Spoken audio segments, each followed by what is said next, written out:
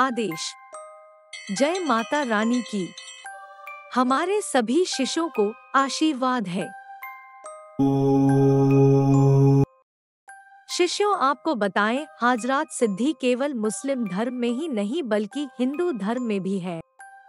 हाजरात एक ऐसी क्रिया है जिसके माध्यम से हम अदृश्य शक्तियों को तो देख ही सकते हैं, साथ ही साथ भूत, भविष्य और वर्तमान की भी घटनाओं को देख सकते हैं। बहुत से कार्य ऐसे होते हैं जिनमें हमें भूतकाल और भविष्य काल में होने वाली घटना का ज्ञान होना आवश्यक हो जाता है, परंतु बिना किसी कालदर्शन की पारलौकिक शक्ति की सिद्धि और जन्मजात अथवा स्वयं के तपोबल से अर्जित की हुई ईश्वरीय कृपा के हम वह सब नहीं जान सकते हैं। इसीलिए हाजरात साधना से हमें मदद प्राप्त होती है। लेकिन आजकल लोगों ने हाजरात के नाम पर लूटना शुरू कर दिया है और जिनको ये सिद्धि हुई है उनकी तो साहब ये एक तरह की रोजी रोटी बन गई है। हम भी उनमें से एक हैं। प्राचीन काल से ही हाजरात का विषय बहुत ही हैरतअंगेज और रोमांच से सराबोर कर देने वाला रहा है।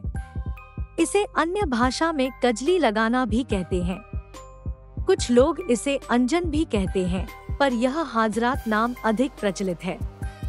इस क्रिया से आप स्वयं किसी योग्य व्यक्ति की आंखों में या अंगूठे पर काजल लगाकर देख सकते हैं और देवता का आह्वान भी कर सकते हैं, ताकि आपकी सभी प्रकार की परेशानियां दूर हो जाएं और साथ ही साथ जरूरतें भी पूरी हों। तो हाजरात करने की पहली विधि कुछ इस प्रकार से है। इसके लिए अपामार के पेड़ की टहनी में से 1 इंच लंबी टहनी तोड़कर रुई की बत्ती बनाकर एक सिरे को दीपक के ऊपर जलाने के लिए रखें और दूसरे सिरे में अपामार की लकड़ी लपेटकर दीपक के अंदर रखें। दीपक शुद्ध घी से जलाएं। फिर किसी 10-12 साल के बालक को, जो कि स्नान वगैरह किया हो, दीपक के सामने बिठाकर उससे कहें कि इस ज्योति की ओर ज्योति के अंदर देखे। थोड़ी देर उस ज्योति पर त्राटक करने के बाद उसमें उस बालक को एक सफेद रुई की नोक सदृश लाइन दिखेगी। अब आप उससे पूछें कि वैसा दिख रहा है या नहीं। जब वह कहे कि सफेद सुई की नोक जैसी लाइन दिख रही है, तब आप बालक से कहें कि वो बोले कि उस ज्योति से कहे कि अपने सही रूप में आइए। और तब वह ज्योति अपने वास्तविक रूप में सफेद लिबास धारण किए हुए एक बूढ़े बाबा के रूप में एक हाथ में लोटा लिए हुए आएगी। और तब आप उनसे जो भी प्रश्न का उत्तर जानना चाहेंगे वह उस लड़के को बताते जाएंगे। लड़के को सुनाई देगा और वह लड़का आपके हर सवालों का जवाब सही सही देगा।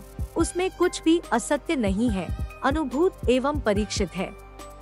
इसी प्राचीन सुलेमानी विद्या के जरिए बड़े बड़े असाध्य रोगों की चिकित्सा, भूत प्रेतादि निवारण, तंत्र बाधा नाश जैसे अनेक कार्य सिद्ध हो जाते हैं और पीड़ित व्यक्ति को बहुत ही जल्द आराम हो जाता है। तो हाजरात करने की दूसरी विधि कुछ इस प्रकार से है।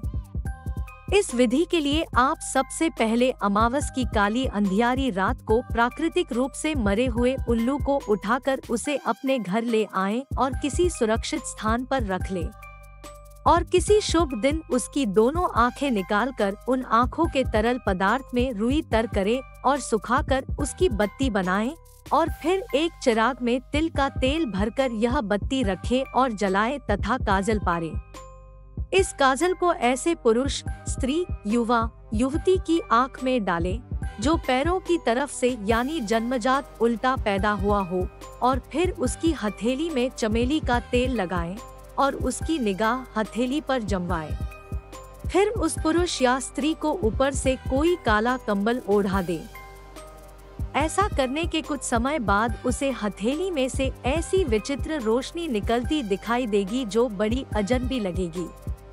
उस रोशनी में उसे पारलौकिक जगत की विभिन्न प्रकार की दिव्य रूहानी शक्तियों के दर्शन होंगे। उनसे जो पूछा जाएगा वही वो बताएंगी। हाजरात की इस दूसरी विधि में कंबल के अंदर हुए बैठे हुए पुरुष अथवा स्त्री को पृथ्वी के 3 गज गहरे का, आकाश का, गुमशुदा वस्तु, पदार्थ, आदमी सब नजर आते हैं। कंबल में बंद होते हुए भी वो आते जाते पुरुष, स्त्री, बच्चे, बूढ़े, जानवर, पक्षी, मोटर गाड़ी सभी को देख लेता है तथा बता देता है कि यह मोटर गाड़ी है या जहाज है या कोई जानवर अथवा पक्षी है या पुरुष है, उसका नाम क्या है, गांव क्या है और वो किस काम से और कहाँ जा रहा है। तो आज के लिए बस इतना ही। इस विषय पर अधिक जानकारी और मार्गदर्शन की प्राप्ति के लिए आप ऊपर स्क्रीन पर दिए गए नंबर पर व्हाट्सएप मैसेज के माध्यम से चैनल संचालक और साधना सिद्धि मार्गदर्शक पंडित श्री रवीश कोटियाल जी से बेझिझक संपर्क साध सकते हैं। कल एक बार फिर ऐसी ही रहस्यमयी, हैरतअंगेज और रोमांचित कर देने वाली, अब तक छिपी छिपाई गई विभिन्न प्रकार की दुर्लभ गोपनीय इतर योनियों विद्याओं की साधना सिद्धि के संबंध में जानकारी लेकर आप सभी शिष्यों के समक्ष जल्द हाजिर होंगे। तब तक के लिए आदेश। जय माता रानी की जय। श्री महाकाल।